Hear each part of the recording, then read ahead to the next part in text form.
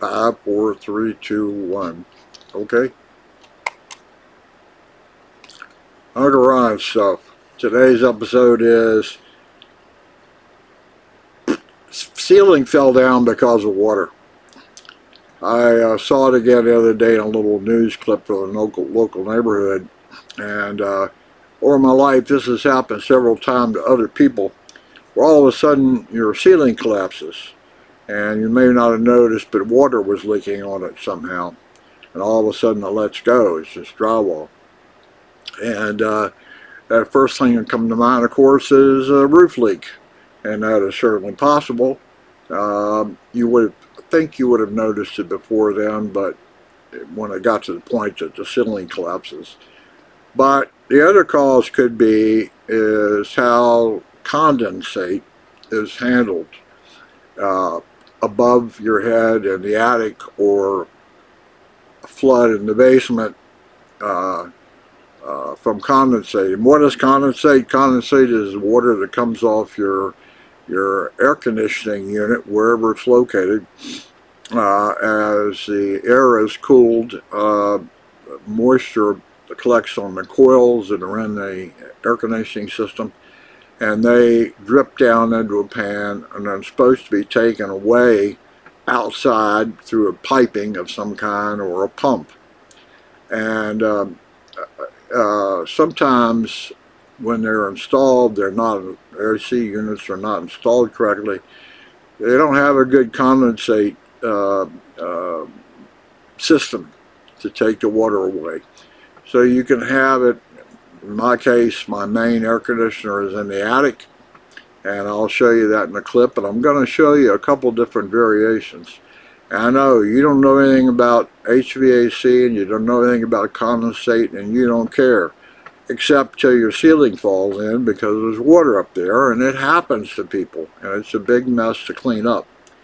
So just a couple of minutes inspecting what you have. I don't even know if you know what you have, but you should know as a homeowner where about condensate and how it's being handled in your particular home. You moved into a home, you've never even been in the attic, you don't even know where the air conditioner is.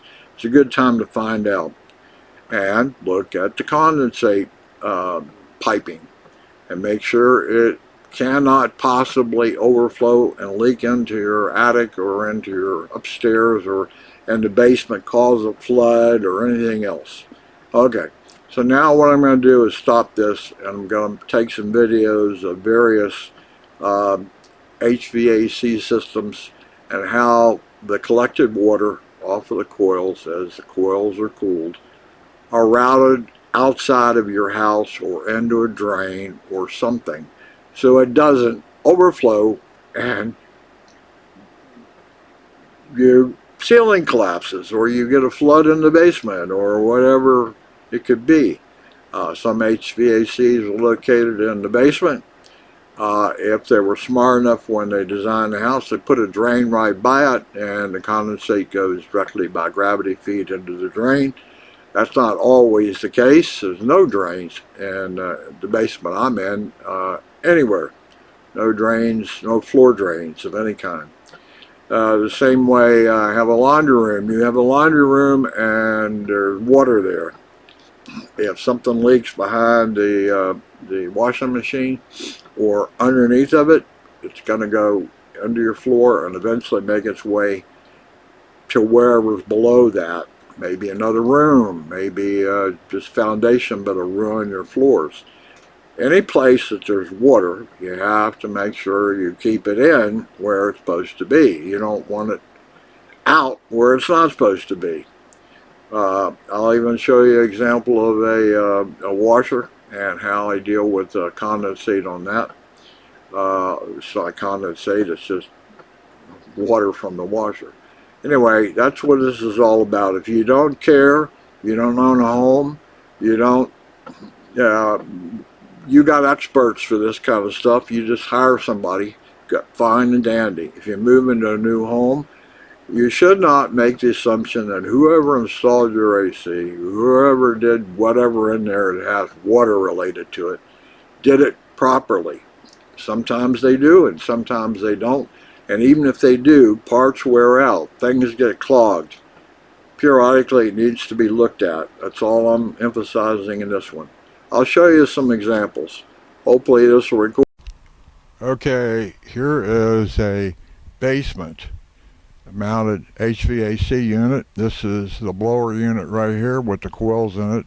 Right where that hand is up there is where the set of coils are. That's a pretty typical installation for a basement. You'll see right here the insulated pipes and the bare pipe are the coolant lines for the HVAC. The insulated pipe is the low pressure line. Let's see, yeah, low pressure line that's going to get real cold, and the other one's going to get real hot. But you see this white plumbing coming out of here. That is coming off of the coils that are up here and come down here, and there's typically what's called a P-trap, that bend in the pipe so that anything down below here, insects or whatever, could not crawl up in the pipe and get into your air conditioning unit. And down here is a pretty typical the way it's handled. This is a very common pump. Let me see if I can zoom in a little bit. Yeah, this is very common. This is most people have this sort of pump where there is no floor drain here anywhere. So this pump will take that condensate that comes down that pipe and then pumps it out this line right here, as you see it going up and up and up, and it eventually crosses over to the other side of the house and drips down a piece of pipe on the outside, and that can be gallons of water a day if this thing is running properly. This is a typical installation. You see you have to have electrical power to the pump. One of the things I always do is I add a water alarm underneath of this. If the pump failed, the electricity goes out, for whatever reason the pump fills up with crud or something, it's going to overflow. And this alarm down here, if it detects water on the floor right below there, it's going to sound the alarm. Now, it's not super high, but my wife would hear it and I would know something is wrong. It is also on this particular one, there is a set of wires that come off of the float valve that's inside of this pump that you could have wired it such that when the float valve gets too high and the pump's not doing anything, it shuts off power to the pump. It means there's a constriction somewhere in the line. But this is pretty typical of what you see. You're going to have maybe one of these pumps somewhere. If you don't have a floor drain, or you cannot, just simply use gravity to get your condensate out. So that's number one. This is a pump located in the basement with an alarm on it in case this pump fails or for any reason or overflowed. That's the first one. Okay, here is a basement mounted HVAC unit. This is the blower unit right here with the coils in it. Right where that hand is up there is where the set of coils are. That's a pretty typical installation for a basement. You'll see right here the insulated pipes and the bare pipe are the coolant lines for the HVAC. The insulated pipe is the low pressure line. Let's see, yeah, low pressure line that's going to get real cold, and the other one's going to get real hot. But you see this white plumbing coming out of here. That is coming off of the coils that are up here and come down here, and there's typically what's called a P-trap, that bend in the pipe so that anything down below here, insects or whatever, could not crawl up in the pipe and get into your air conditioning unit. And down here is a pretty typical the way it's handled. This is a very common pump. Let me see if I can zoom in a little bit. Yeah, this is very common. This is most people have this sort of pump where there is no floor drain here anywhere. So this pump will take that condensate that comes down that pipe and then pumps it out this line right here, as you see it going up and up and up, and it eventually crosses over to the other side of the house and drips down a piece of pipe on the outside, and that can be gallons of water a day if this thing is running properly. This is a typical installation. You see, you have to have electrical power to the pump. One of the things I always do is I add a water alarm underneath of this. If the pump failed, the electricity goes out, for whatever reason the pump fills up with crud or something, it's going to overflow. And this alarm down here, if it detects water on the floor right below there, it's going to sound the alarm. Now, it's not super high, but my wife would hear it, and I would know something is wrong. It is also, on this particular one, there is a set of wires that come off of the float valve that's inside of this pump that you could have wired it such that when the float valve gets too high and the pump's not doing anything, it shuts off power to the pump. It means there's a constriction somewhere in the line. But this is pretty typical of what you see. You're going to have maybe one of these pumps somewhere. If you don't have a floor drain, or you cannot, just simply use gravity to get your condensate out. So that's number one. This is a pump located in the basement with an alarm on it in case this pump fails or for any reason or overflowed. That's the first one. Okay, this is a normal attic-based HVAC handler. Takes care of AC. This is also a natural gas furnace, and it's known as a condensing natural gas furnace. So there is condensate even when you're heating that comes off this. A lot of condensate comes off when you cool. Up here, right there, that's where your set of coils are located, right in here. And off of that set of coils comes this condensate line. A PVC pipe comes out the bottom, comes over to here, and in some cases you'll have installed, you can take this out and pour bleach or some other cleaner, mold cleaner, down in that port. I have a small funnel that I can use to pour it in there to clean out anything that's clogging your condensate line, and they can become clogged. That's the condensate line out of my condensing gas furnace as well as my AC coils.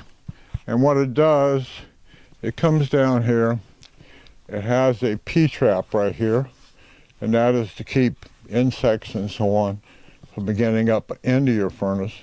Comes over to here, goes down, and then right here you see this is the condensing furnace where it's collected in this box. When it gets enough, it drains on down, and then the rest of it is just gravity feed over, down, and it goes all the way across. You can see that white goes all the way across, down that wall and out to the outside. It's gravity fed. There's no pump involved. And because I'm way up here, there's enough water pressure and flow to keep it to go all the way out with no sort of pump. Now I did modify this and put in right here a fixture so I can put a a garden water hose on it, feed it from a faucet, and flush that line completely out if I want to do that. Now the second thing on this furnace, you'll see right down here, this is a tray that's been created. It sits underneath the furnace. Right there. And that is an overflow if something happens to the condensate line or it begins to drip up in here someplace. The water that comes out of your AC or condensing furnace is going to go into this pan. And the idea is that it keeps it from going down through the attic board, if you have any, down to the ceiling below. Okay, so aware that it can drip, as a precaution, what they do is install right over here, right down there is a switch. It's a float switch. And the idea is that normally the float is down because there's no water in it. And that circuit is on. And that comes over from the thermostat control board and provides power to the system. So as long as the float is not off the bottom of the pan, it will allow the unit to run.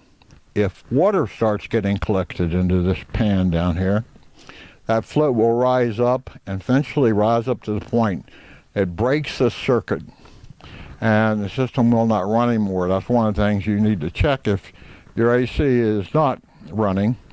That float switch, maybe there's water in the pan. That could kill your system if there's water collected in that pan down there. There is another sort of way that it's done for protection purposes.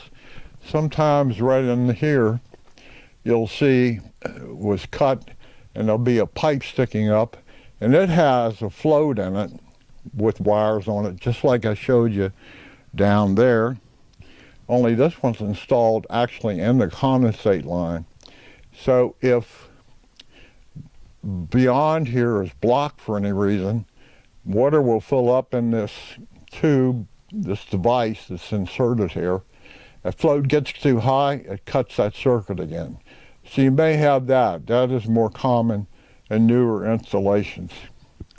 That's the condensate line, and the whole idea is you need to check it periodically, or you may wind up getting water in that pan. If that float valve fails, or you don't have some kind of floating mechanism up here to shut it down, you could have all kinds of water pouring out of that pan, eventually down into your living space below, and eventually that ceiling will literally collapse. This is a normal sort of system that you probably have. It could also be in a closet. Some older house renovations, they just don't have room for all this, so they put it in a closet someplace. But nonetheless, it's got a condensate line on it. You have to, don't assume it was done correctly to begin with, quite honestly. This big white line, one of these is an exhaust out of the gas furnace. The other is bringing fresh air in. And there is a suction pump that brings fresh air in for the furnace. And the furnace does take moisture out of that air before it goes ahead and sends it throughout your house. That's on this part. I'll show you one other variation of a condensate line now. Okay, this is a variation of the condensate pump. And what I have here, there's a white hose coming out of that wall that comes from a mini split. And over here, you can see that white PVC pipe.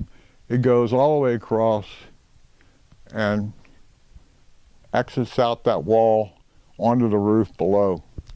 When this was installed, that white hose right there was literally attached to that PVC pipe, and a white hose comes out a whole lot lower than that. It was supposed to be gravity feed, but it won't work. And in fact, the home inspection said that was not legal. It wasn't going to work like that. for whatever reason, it not got fixed. I fixed it. So there is a normal old condensate pump inside of a plastic tub down here. The pump sits in there, the condensate comes into the pump, and then there is a clear plastic tube that you see going up at an angle, and then it's attached to that PVC pipe to go out. And the reason I put it in a plastic tub was if the pump failed and it refused to pump water out for any reason, if it overflows, I have that white box as an alarm. It senses water in the box, and at least the alarm would go off. Unfortunately, I had no way to use the float valve that is in this pump to turn off. This is the cabling, power coming into the mini split. Unfortunately, they don't use 24 volts AC for that. They used higher mechanism, so I couldn't control it that way. So I can't shut it down when the pump overloads, but at least I can sound an alarm. And I do have this plastic bucket, as you see down here, that it's sitting in. So if something happens, I at least will be aware that the pump has failed or that something is clogged. And as I did on the other one, I installed, you can't quite see it because it's covered by paper, but I have another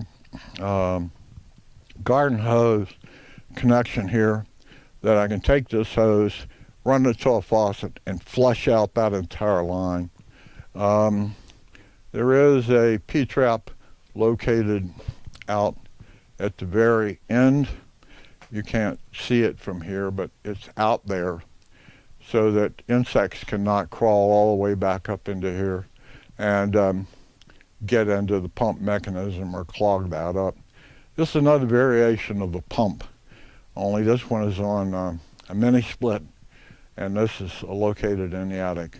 I hope that covers those various ways that condensate is handled in your house, and maybe one or the other or combinations. But one, you should not assume it was installed correctly, and two, you need to check it periodically.